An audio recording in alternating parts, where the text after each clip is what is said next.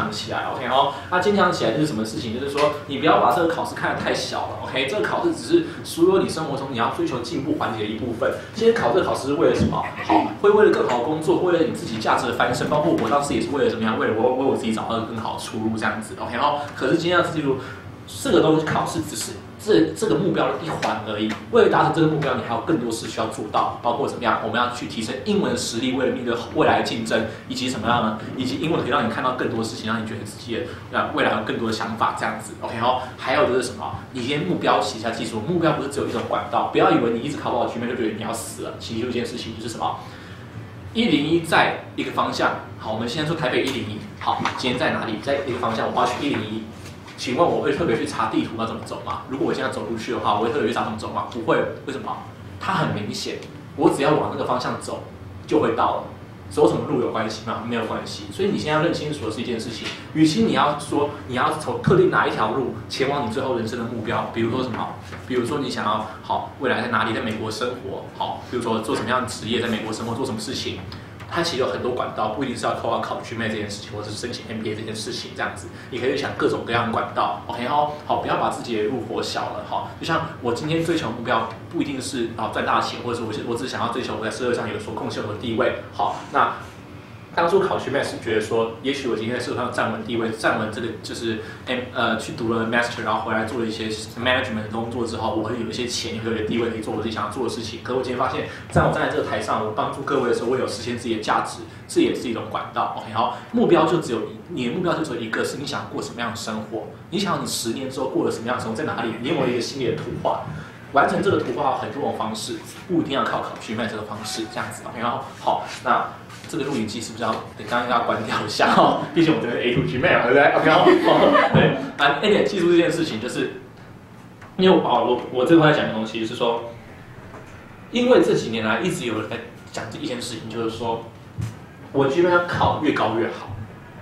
这个东西听起来好像是不争的道理，因为我觉得台湾就是要考越高越好。台湾人的思维就是考试这东西来就是分数不嫌少嘛，对不对？分数越多越好。可你有没有想过一件事情？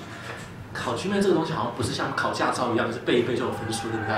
你为了拿到更高的分数，你所付出的时间成本甚至是2倍或3倍，对吧 ？OK 哦，好，你愿不愿意为了多那20分、30分而再付出半年甚至1年的时间呢？这就是你要好好考虑的地方了。OK 哦，好，你要记得一件事情，你绝对不是先考到分数再决定学校，你应该是要先做什么事情？先想好你未来生涯规划怎么走。比如说，今天你需不需要进名校呢？其实不一定。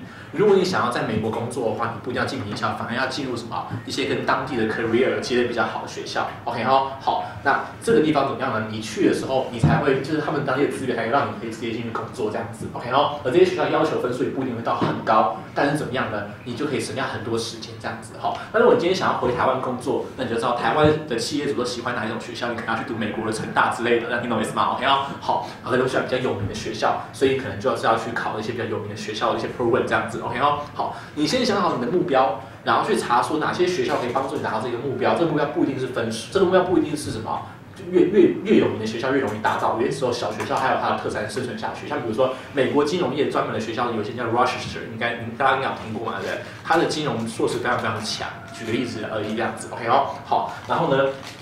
你知道这个目标之后，你选这些可以让你达到目标的学校，它不一定是名校。当然，如果你有名校光环，那另当别论了。这样子 ，OK 哦。好，接下来怎么样呢？去找网络上的资讯，或者是去找校友。最重要的找校友，问问看说，这个学校是不是真的符合我的需求 ？OK 哦，或者找顾问这样子 ，OK 哦。然后再怎么样呢？再去找什么？再去找说这个学校他们过去的就喜欢哪一种学生 ，OK， 好，希望会问什么样的问题，好，或者是他们注重哪一个方面，然后再去针对这个方面做准备，比如说把你自己的履历做充实一点，把你自己的生涯做充实一点，让你自己的故事更丰富这样子。最后才是什么？最后才是针对这个学校他所要求的分数去考到那个分数，而不是先考到分数再选学校。要听懂我意思吗？好，虽然今天分数考高了之后，你可以有更多选择可以选，是没有错。可是背后所付出的机会成本是什么？你有可能会浪费好几年的时间，而这几年的时间其实已经足够怎么样呢？让你补完一个很漂亮的故事，好让你的生活活得更精彩，并且能够让你直接去你想要的学校，去能够帮助你完成你的那个未来 picture 的学校，读完书，并且已经进入到你理想中的 career 里面去了。你到底是为了追求名校光环、追求分数才去考呢？还是这个考试只是一个管道，为了让你进入到怎么样未来理想生活？请各位务必要想好这一点。如果你现在还是跟我当初一样，觉得说分数考高了，还可以就可以选任何学校，默默在考分数的话，请你要回去原本最原始的去想，你到底想要过什么样的生活？哪一间学校可以帮助你？当像我，比如说我想之后，我考760之后，我会发现说，没有一间学校可以帮助我完成我想要的理想。好，因为我怎么样呢？我就是不喜欢 management 商管类型的这个科目或者这个环境这样子。那我就怎么样了？我就不用去 GMAT 了，我就不考了，我就不申请学校了，所以我未来没有申请上学院，GMAT分数我可以放弃掉这样子。OK 好，我决定去做其他事情，想清楚这个最重要，最重要是不要有包袱。OK 考越心里面只要你想到名校，想到名 program 就会有包袱。但如果你跟我讲说你很喜欢赚钱，当然也是怎么样？那就去追求吧，赚钱吧，好去考到好的 MBA， 然后去做好的职位，然后呢，爬到你经常觉得可以更高位置，然后去赚钱，这也是你的理想之一。但是我只是要你想清楚，不要因为别人的目标而影响自己的目标。为什么我要特别讲这句话？原因是因为现在这个时代风起云，也不是。不要讲时代风起云涌了。好，现在台湾怎么样呢？很多 coffee shop， 不是 coffee shop，coffee chat，OK， 好，学校很多 coffee chat， 好，然后呢，甚至我们以后办一些什么，像 QS MBA tour 嘛，有很多人去嘛，对不对？好，或者像比如说什么 MBA 大会嘛，对不对？说老实话 ，MBA 大会其实某种程度上像是看一下，还是在录音啊，像就是有可能会有直销大会的嫌疑，你知道什么意思吗？因为里面都会请成功人士跟你讲成功故事，只差这些成功人士前面挂的是什么总经理，不是蓝宝石经理而已这样子。然后好，这他会跟你讲他成功故事跟他的 career path。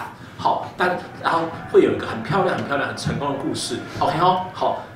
你可能会被别人的目标影响 ，OK， 但是你没有曾经想清楚，你是不是真的自己要做这件事情，或者是你是不是要过得像他一样的生活？好，那因为那边很 fancy， 变成糖衣一样。但我现在只要你做一件事，你回想一下，你只要想一件事，你未来的10年之后，你的一天的长相，那张图该会是什么样子？如果你觉得说你要站在好，你要像是你的图可能像是什么，像是今年跨年夜我在101饭店的第85楼不是随意鸟地方 OK， 我在那个我在上海那个不是马尔济夫叫什么？